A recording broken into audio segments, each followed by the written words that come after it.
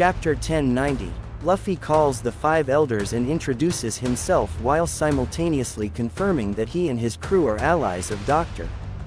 Vegapunk, and if they care about York's safety, they should withdraw their fleet from the shore. Mars asks Luffy who is currently alive with him in the Labophase, but just as Luffy is about to tell him, Robin forces him to stop, telling him that they cannot give the enemy any information about their status.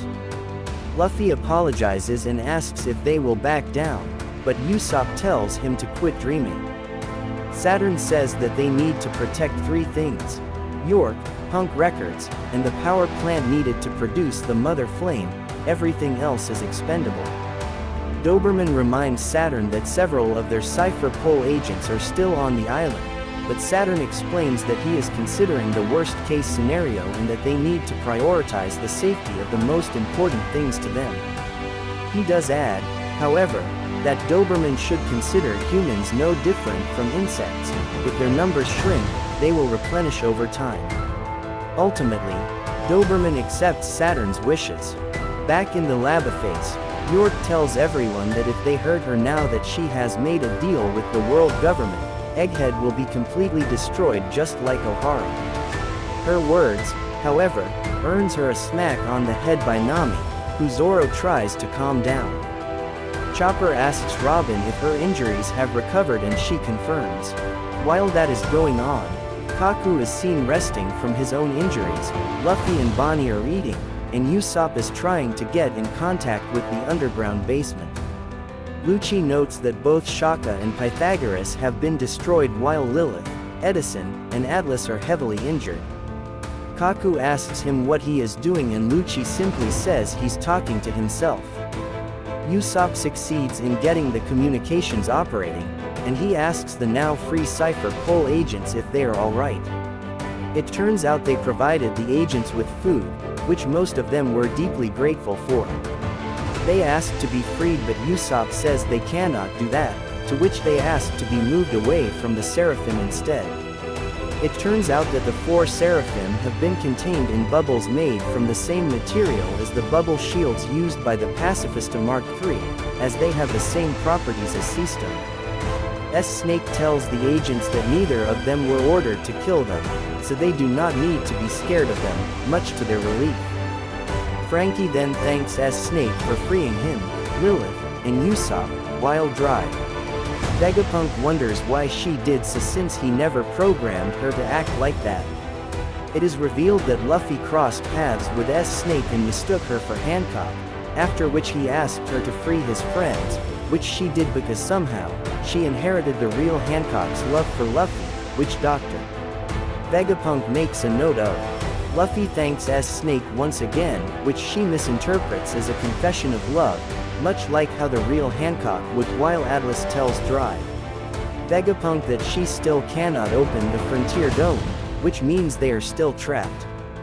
York smugly tells them that she locked everything with a password that she has shared with none of them. Stussy tells Drive Vegapunk that they are surrounded as he talks to Nami, telling her that they should head in one of the directions her log pose recorded in Wano.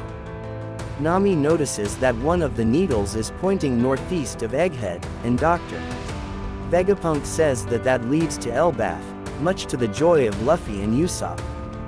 Dr. Vegapunk says that the crew is fortunate that their ship is on the Labophase stratum, but since the entire coast is blocked by marine ships, they will not be able to leave this way. Instead he says they need to head northeast to the other side of the island, which does not have that many ships blocking it. He says that Vegaforce 01 can potentially carry them and their ship past the blockade, but it can only fly within the airfield of Egghead, after which it will fall down.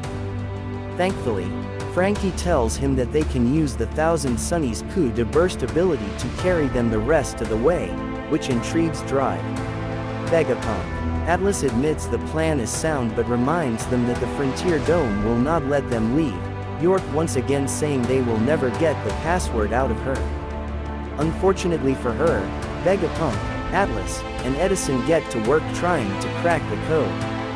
As for Lilith, Drive Vegapunk tasks her with commanding the Vegaforce 01, and she starts heading for the mech with Luffy, Bonnie, and Frankie joining her. Lilith starts gushing over leaving the island for the first time in her life while Luffy says he will miss the food on this island. Bonnie shares the sentiment, and they should bring some, but Luffy tells her that Sanji can just cook for them, much to her joy. Luffy then asks Bonnie why she is in such a good mood now, and she says she feels better that she no longer wants to kill Dry. Vegapunk. With the fleet, Saturn is notified about the situation by Lucci, who was somehow able to contact him.